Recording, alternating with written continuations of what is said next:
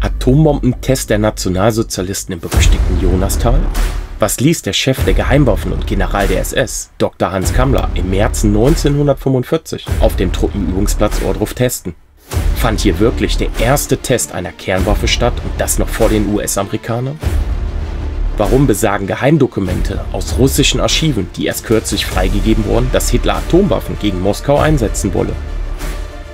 Wie weit war die Kernphysik der Nationalsozialisten wirklich? Wurde im Jonastal in unterirdischen Anlagen diese Waffe gebaut, spaltbares Material mit unterirdischen Zentrifugen angereichert und waffenfähig gemacht? Warum sagen Zeitzeugen unabhängig voneinander aus, eine Explosion gesehen zu haben? Und warum beschrieben sie unwissentlich den Test von Atomwaffen? Warum bestätigten alliierte Geheimdienste genau das, was die Zeitzeugen gesehen haben wollen? Der im GRU-Bericht dargestellte Entwurf durchaus dem Typ einer funktionstüchtigen Implosionsbombe. Alles nur Zufälle? Warum gab Adolf Hitler zu, diese Waffe demnächst einsatzbereit zu haben? Und warum brach Heinrich Himmler nach dem erfolgreichen Test in Ohrdruf in Euphorie aus? Muss die Geschichte des Zweiten Weltkrieges neu geschrieben werden? Am 4. März 1945 soll sich der weltweit erste Test einer Atombombe in Thüringen unweit des berüchtigten Jonastals ereignet haben. Dazu gibt es Zeugenaussagen, die unabhängig voneinander und ohne das Wissen über weitere Zeugen getätigt wurden. Auch die alliierten Geheimdienstberichte bestätigen das, was die Zeugen aussagten. Dieser Test lief schief. Er hatte nicht den gewünschten Effekt. Dadurch starben Soldaten der SS und Kriegsgefangene. Hierzu verweise ich auf meine vorherige Dokumentation, Link in der Videobeschreibung. Doch es hat sich noch ein zweiter Test einer atomaren Bombe auf dem Truppenübungsplatz Ohrdruf ereignet. Auch hier haben Zeugen diesen Test beobachten können und Aussagen getätigt. Bei einer Befragung durch die SED in den 60er Jahren berichtet Frau Claire Werner, die Verwalterin der Feste Wachsenburg, detailliert den Test am Abend des 4. März 1945, ohne zu wissen, was sie dort genau schilderte. Frau Werner sagte zudem aus, dass sie vor dem Test bei einem Spaziergang beobachten konnte, was sich dort ereignete. Zitat Frau Werner: Es war ein großes Gestell, das war umgeben von Holz, Holzbalken, aber auch Metall. In der Mitte war irgendwas, man durfte nicht nahe kommen. Zitat Ende. Auch hier hat Frau Werner durch einen Zufall ein Gestell beobachtet, welches erstaunliche Ähnlichkeit zu dem US-amerikanischen Trinity-Test von 1945 hatte. Die US-Amerikaner errichteten einen Turm, an dem die Atombombe hochgezogen wurde, für den Test. Diese enorme Ähnlichkeit ist verblüffend. Am nächsten Abend beobachtete Frau Werner eine heftige Explosion, genau an der Stelle, wo sie den Turm gesehen hatte. Sie beschrieb die Explosion folgendermaßen: Wir sahen eine große Säule in die Luft steigen. Alles war sehr hell und die Säule wurde größer. Sie sah aus wie ein belaubter Baum. Frau Werner beschreibt hier genau das, was von Atomwaffenexplosionen charakteristisch ist. Eine pilzartige Wolke, wie heute üblich diese Säule beschrieben wird. Damals war das aber nicht üblich, da ein Atompilz noch unbekannt war. Und deswegen beschrieb Frau Werner es mit dem, was ihr geläufiger war: einen belaubten Baum. Verblüffend diese Ähnlichkeit zur heutigen Beschreibung über Atomwaffenexplosionen. Zudem sprach sie von einer starken Sturmböe, also die Druckwelle.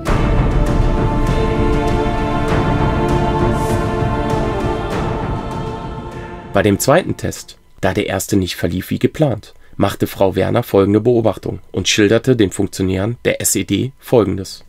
Bei der zweiten Explosion war Hans, hier ist Hans Rittermann gemeint, ein geheimer Mitarbeiter in Kammlers Stab, mit einigen Leuten auf dem Turm. Wir waren nur im Turmzimmer. Es war der 12. März 1945 gegen 22:15 Uhr. Es war nicht so eine große Helligkeit wie das erste Mal.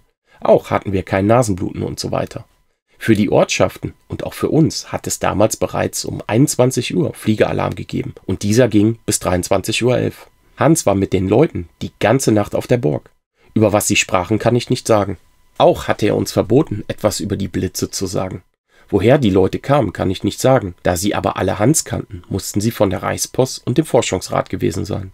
Sie hatten keine Uniform an und nur wenige hatten das Parteiabzeichen am Rock. Was mich sehr gewundert hat, war: Am Morgen haben Hans und ein Freund alle Gläser selbst abgewaschen und die Raucherreste nahmen sie in Tüten mit. Hans sagte, man kann ja nicht wissen. Frau Werner hat das Protokoll, welches geführt wurde, gelesen und unterzeichnet. Das Interessante an diesen Aussagen ist die Bestätigung durch die alliierten Geheimdienstberichte. Das ZDF berichtete bereits darüber und ließ Experten und Konstrukteure von Kernwaffen zu Wort kommen. von Ende März 1945, dass in Thüringen vermutlich ein Atomtest stattgefunden hat. Grube-Bericht hat mich sehr beeindruckt. Ich habe ihn im Detail gelesen. Er ist wissenschaftlich sehr detailliert, dargestellt der Entwurf durchaus dem Typ einer funktionstüchtigen Implosionsbombe. Dass diese Bombe sogar weiterentwickelt war als der amerikanische Bautyp. Auch ein französisches Geheimdienstdokument vom April 1945 beschreibt den Test mit einer sogenannten elektroatomaren Bombe. Der Chef des sowjetischen Geheimdienstes GRU erhielt Informationen eines Spions aus Deutschland, noch im selben Monat des Tests. Der Wortlaut des Verfassers des Berichtes an den GRU: In der letzten Zeit haben die Deutschen in Thüringen 2 Explosionen mit großer Kraft durchgeführt. Vom Zentrum der Explosion wurden Bäume bis zu einer Entfernung von 500 Metern gefällt. Für den Versuch errichtete Befestigungen und Gebäude wurden zerstört. Kriegsgefangene, die sich im Zentrum der Explosion befanden, kamen um und teilweise blieb von ihnen keine Spur. Andere, die weiter weg waren, erlitten schwere Verbrennungen. Der Arbeiter Wachsmuth berichtete, dass er Leichen sah, die genau diese Verletzungen aufwiesen. Auch noch am Leben befindliche Kriegsgefangene sagten einem seiner Kollegen, dass sie schwere Verbrennungen erlitten haben, andere einfach weg waren und alle blind wurden durch den hellen Blitz. Diese Verletzungen und das komplette Verschwinden von Menschen ist uns von den Atombombenabwürfen aus Hiroshima und Nagasaki sehr gut bekannt. Die Körper hinterließen nur Schatten. 74.000 Menschen das Leben. Aufnahmen aus den Nationalarchiven der USA zeigen die verwüstete Stadt nach der verheerenden Explosion. Die Kraft der Bombe ist so stark, dass die Schatten von Bewohnern in den Bürgersteig eingebrannt werden. Die Bombe enthielt vermutlich Uran U-235 und hat ein Gewicht von 2 Tonnen. Mit der Explosion ging eine starke Detonationswelle einher, die hohe Temperaturen hervorbrachte. Außerdem wurde ein starker radioaktiver Effekt beobachtet. Die Bombe stellt eine Kugel mit einem Durchmesser von 130 cm dar. Der Spion wurde als zuverlässige Quelle eingestuft und Etschitschkow fügte seinem Bericht hinzu, dass die Deutschen ohne Zweifel Tests von den Bomben mit hoher Zerstörungskraft vornahmen. Es deutet alles darauf hin, dass die Deutschen im März 1945 2 Atombomben getestet haben. Jedoch eine andere Art von Bombe als bekannt wurde von dem Trinity-Test und den Abwürfen über Hiroshima und Nagasaki. Die deutschen Bomben waren keine Kernspaltungsbomben. Es scheint also durchaus plausibel, dass der Test so klein wie möglich ausfallen sollte und nur eine sehr geringe Menge an Brennstoffverwendung fand, mit wenig explosiver Energie, um zu testen, ob das neue Waffensystem überhaupt funktioniert. Die deutschen Wissenschaftler hatten eine andere Lösung. Der Zünder basierte auf einer Hohlladung. Die Bomben waren zudem sehr klein und deswegen wird auch oft von Containern gesprochen und nicht von Bomben. Wenn man das verstanden hat, dann begreift man auch, dass man nicht nach den üblichen Spuren zu suchen hat. Selbst beim Trinity-Test gab es vergleichsweise wenig Einwirkung auf den Boden. Sprich, der Krater war verhältnismäßig gering, von der Radioaktivität mal abgesehen. Wenn man heute auf Hiroshima und Nagasaki schaut, dann leben dort Menschen. Nichts erinnert mehr an atomare Explosionen, außer ein paar wenige Gedenkstätten. Die radioaktive Strahlung ist kaum messbar. Und es handelte sich um Kernspaltungsbomben mit recht hoher Freisetzung an Radioaktivität. Deswegen sucht man auf dem Truppenübungsplatz vergeblich nach den bekannten Spuren von US-Atomwaffentests und Abwürfen. Die radioaktiven Stoffe, die bei Kernwaffenexplosionen auftreten, sind sehr wohl in diesem Bereich messbar. Der Zeiger schlägt hier an der Oberfläche schon deutlich weiter aus. Und das deutet auch auf eine erhöhte Strahlung hin. 0,5, das ist etwa das Dreifache hier. Es sind also der Faktor 10, es sind hier 3 Mikrosieverts pro Stunde amtlich. Das ist also der 10-fache Nulleffekt. Das kann nicht von der Höhenstrahlung sein. Wenn es hier radioaktive Experimente gegeben hätte, dann müsste sich das heute noch nachweisen lassen. Erst im vergangenen Jahr waren ein Strahlenexperte des Umweltamtes und ein Atomphysiker der Uni aus Ilmenau auf dem Truppenübungsplatz Ohrdruf. Ihre Messungen zeigten zwar keine akute Gefahr, gaben aber dennoch Rätsel auf. Das kann nicht von Natur aus sein. Es muss also mit diesen Sachen operiert worden sein. Und nach 40 Jahren ist etwa, oder 50 Jahren, sind noch so kleine Restbestände übrig geblieben, wo so eine lokale Verschiedenheit vorhanden ist. Es deutet alles darauf hin, dass die Deutschen dort kleine, also sehr schwache thermonukleare Bomben zum Umsatz brachten, die heute bekannt sind als taktische Atomwaffen. Die US-Amerikaner entwickelten ein Geschütz, was solche Granaten verschießen konnte.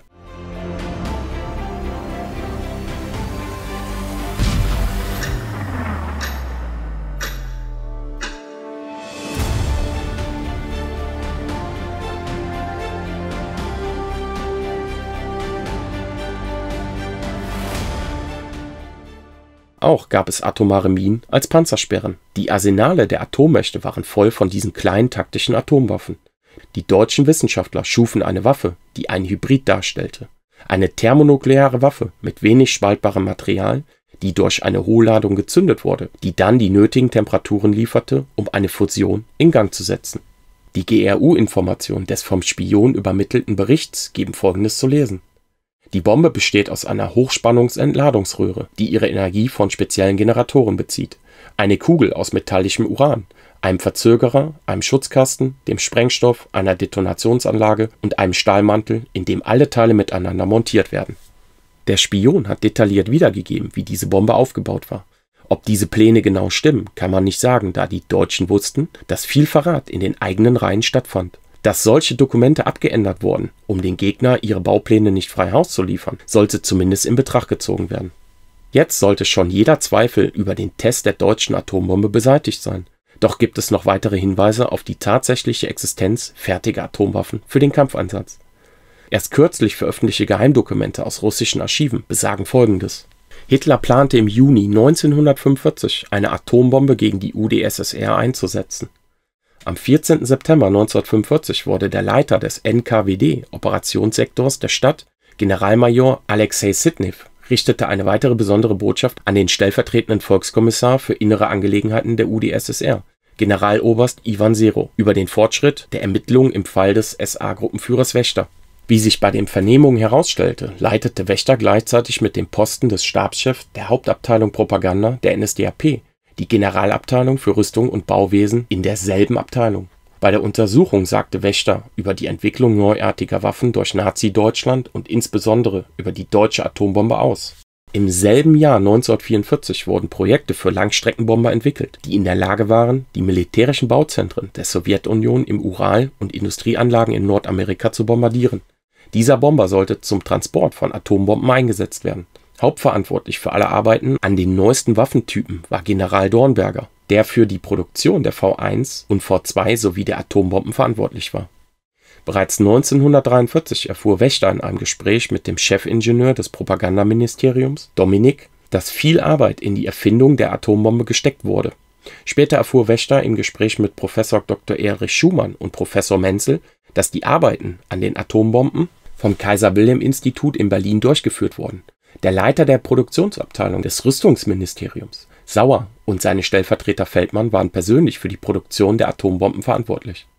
Die sachkundigsten in dieser Hinsicht dürften General Dornberger und Dr. Erich Schumann sein, die sich speziell mit Forschungsfragen im Zusammenhang mit der Herstellung der Atombombe beschäftigt haben. Wie aus der Kriminalakte hervorgeht, nahm Generaloberst Serow am 10. Oktober 1945 persönlich an der Vernehmung Wächters des Vorhandenseins einer Atombombe und einer V2-Rakete in Deutschland teil. Bei dieser Vernehmung gab Wächter an: Ich wusste, dass das Rüstungsministerium praktische Arbeit leistete, um den Einsatz der Atombombe vorzubereiten. Ich erfuhr von meinem Bekannten, dem Herausgeber des geheimen Regierungsbildtar Hertel Hans. Wie mir Hertel erzählte, unternahm er im Februar 1945 im Auftrag des Propagandaministers Goebbels eine Geschäftsreise nach Celle und traf dort mit seinem Bekannten, dem Leiter der Spezialschule der Luftwaffe, Oberst Hermann Hajo, zusammen, der ihm in einem privaten Gespräch erzählte, dass die Schule mit Flugzeugen der neuesten Bauart bewaffnet sei. Diese Flugzeuge haben eine große Reichweite und werden mit einer Atombombe bewaffnet sein. Wie Oberst Hajo Hertel erklärte, sollten die neuesten Flugzeuge die Industriezentren der Sowjetunion im Ural und in Zentralasien mit Atombomben bombardieren. Auf der Grundlage meiner Gespräche mit Dominik und Hertel kam ich zu dem Schluss, dass das deutsche Rüstungsministerium sich auf den Einsatz von Atombomben im Jahr 1945 vorbereitete. Ich habe keine genauen Daten darüber, dass zu einem bestimmten Zeitpunkt des Krieges Atombomben gegen die Sowjetunion eingesetzt worden wären. Ich möchte jedoch über bestimmte Anzeichen berichten, die mir Grund zur Annahme geben, dass die Atombombe im Krieg gegen die Sowjetunion im Sommer 1945 möglicherweise eingesetzt werden könnte. Der Staatssekretär des Propagandaministeriums Dr. Naumann sagte in einem Gespräch mit mir, als er über die militärische und politische Lage in Deutschland in der letzten Phase des Krieges sprach, dass sich bald alles zum Besseren wenden werde, und bezog sich dabei auf Worte Hitlers, der in einem engen Kreis von Vertrauten sagte: Gott verzeihe mir für die letzten 14 Tage des Krieges. Im Vergleich zu anderen Daten glaubte ich, dass sich hinter diesem Hinweis intensive Vorbereitungen für den Einsatz von Geheimwaffen verbargen, die für den Juni 1945 bestimmt waren. Hitlers unmenschliche Pläne, die Atombombe gegen die Sowjetunion einzusetzen, sollten nicht wahr werden. Im Mai 1945 kapitulierte Nazi-Deutschland. Auch diese jüngst freigegebenen Dokumente der Russen zeigen, dass Hitler den Einsatz von Atomwaffen gegen Russland plante. Warum sollte Hitler den Einsatz von Atomwaffen planen, wenn er sie nicht hat, beziehungsweise die Fertigstellung in greifbare Nähe gerückt wäre? Dazu finden sich folgende Aussagen zwischen Hitler und der Fliegerlegende Hans-Ulrich Rudel. Der höchst ausgezeichnete Soldat des Zweiten Weltkrieges, Hans-Ulrich Rudel, schildert in seinem Buch Mein Kriegstagebuch auf Seite 164-165 ein Gespräch vom März 1945 mit Adolf Hitler folgendes. Besonders erklärt er mir die V-Waffen, mit deren Einsatz soeben begonnen worden ist. Die Wirkung dürfte man derzeit nicht überschätzen, weil die Treffergenauigkeit noch sehr klein sei. Das sei jetzt aber nicht so wesentlich, weil er im Augenblick lediglich einwandfreie fliegende Raketen haben möchte. Später kommen keine normalen Sprengstoffe wie augenblicklich in Betracht, sondern etwas anderes, das so gewaltig sei, dass spätestens dann damit die positive Kriegsentscheidung fallen werde. Die Entwicklung dafür sei schon weit fortgeschritten und mit der endgültigen Fertigstellung bald zu rechnen. Für mich absolut Neuland und ich kann es mir noch nicht vorstellen. Später höre ich, dass die Sprengwirkung der genannten neuen Rakete auf Atomkräften beruhen soll. Hat Adolf Hitler hier Hans-Ulrich Rudel die erste ballistische Rakete mit Atomsprengkopf beschrieben? Ein weiterer Hinweis wird durch den stellvertretenden Betriebsleiter des Atommüllendlagers Asse II, Alwin Orff, erbracht. Er sagt in einem Interview mit der Hannoverischen Allgemeinen Zeitung offen, Zitat, als wir 1967 mit der Einlagerung begannen, hat unsere Gesellschaft als erstes radioaktive Abfälle aus dem letzten Krieg versenkt. Jene Uranabfälle, die bei der Vorbereitung der deutschen Atombombe anfielen. Auch die Aussage eines Mitarbeiters in führender Funktion lässt weit blicken und bestätigt einmal mehr, was damals wirklich an Forschung und Entwicklung betrieben wurde. Wenn man jetzt alle Indizien beachtet, diese zusammenführt, dann hat man eine grobe Übersicht über Ereignisse, die im März des Jahres 1945 auf dem Truppenübungsplatz stattgefunden haben. Geht man an die Ermittlungen, wie sie bei der Polizei üblich sind, dann hätte man jetzt genügend Beweise, um die Ermittlungen an die Staatsanwaltschaft zu übergeben. Der Staatsanwalt prüft die Beweise und beantragt bei Gericht den Erlass eines Strafbefehls. An diesem Punkt sind wir hier. Die Polizei sammelt Indizien, da der Beschuldigte seine Tat üblicherweise nicht aufschreibt und notariell beglaubigen lässt. Dann werden Vernehmungen durchgeführt, Zeugen befragt und Spuren gesichert. Dies alles wurde hier getan, außer dass ein Beschuldigter befragt werden konnte, da Hans Kammler angeblich starb im Jahre 1945. Realistisch betrachtet kommt man nur zu einem Ergebnis. Die Nationalsozialisten unter Hans Kammler testeten eine Atombombe in Thüringen. Wie sie aussah und welches Prinzip sie hatte, ist noch Teil der Ermittlungen. Da die Archive auch nach fast 80 Jahren nach Kriegsende verschlossen sind, wird diese Ermittlung noch unbekannte Zeit in Anspruch nehmen. Die US-Armee hat die Gegend in einer gezielten Kommandoaktion unter General Patton im April 1945 eingenommen. Über diese Zeit fehlen alle Dokumente, selbst in deren Kriegstagebüchern. Anwohner haben berichtet, dass die US-Spezialeinheiten Tonnen von Material abtransportiert hätten. Genaueres wüssten die Geheimarchive in Washington. Diese aber wurden erst jetzt für weitere 30 Jahre vom Pentagon verschlossen. Die wenigen vorhandenen Dokumente der amerikanischen Aufklärung aber haben Unglaubliches identifiziert. Ganze unterirdische Städte, Bunker, in denen mit Atombomben oder mit übergroßen Raketen experimentiert worden wäre. Die Amerikaner haben sicherlich irgendein Interesse gehabt, hier Technik zu bekommen. Das will ich gar nicht abstreiten. Und haben auch sicher einen Grund, warum sie hier nochmal den 30-jährigen Mantel des Schweigens drüber hängen. Jeder namhafte Experte, Buchautor und Historiker, der sich mit der Thematik der deutschen Atombombe im Jonastal beschäftigt, kommt unabhängig voneinander zum selben Ergebnis. Jeder namhafte Autor und Experte, egal ob es Herr Meyer, Herr Mehner oder Herr Kalsch ist, legt eindeutige Beweise vor und kommt nur zu einem Ergebnis. Sollten sich alle Geheimdienste, Zeugen, Experten und Autoren irren? Diese Frage muss sich jeder selbst stellen und beantworten. Es geht spannend weiter. Was befindet sich unter dem Jonastal und dem heutigen Truppenübungsplatz Ohrdruf? Wer forschte an der deutschen Atombombe und wie weit waren die deutschen Wissenschaftler? Folgt mir auf eine spannende Reise durch die deutsche Geschichte. Von wem diese Technik stammt, ist in erster Linie unbedeutend. Bedeutender ist, dass die beiden Atombomben über Japan die ersten 2 und letzten 2 abgeworfenen Atombomben in einem Krieg waren und es bleiben. Ob die Abwürfe notwendig waren? Sicher nicht, da das japanische Kaiserreich bereits am Boden lag. Wollten die Amerikaner die Waffe in einem Feldversuch testen? Sehr wahrscheinlich. Man benötigte Erkenntnisse über Zerstörung, Strahlung und Langzeitwirkung für den bereits neuen Krieg, den Kalten Krieg. Wir sollten der schrecklichsten Waffe der Menschheitsgeschichte ein für allemal ein Ende bereiten. In Gedenken an die zivilen Opfer der Atombombenabwürfe und an die 70 Millionen Opfer des Zweiten Weltkrieges.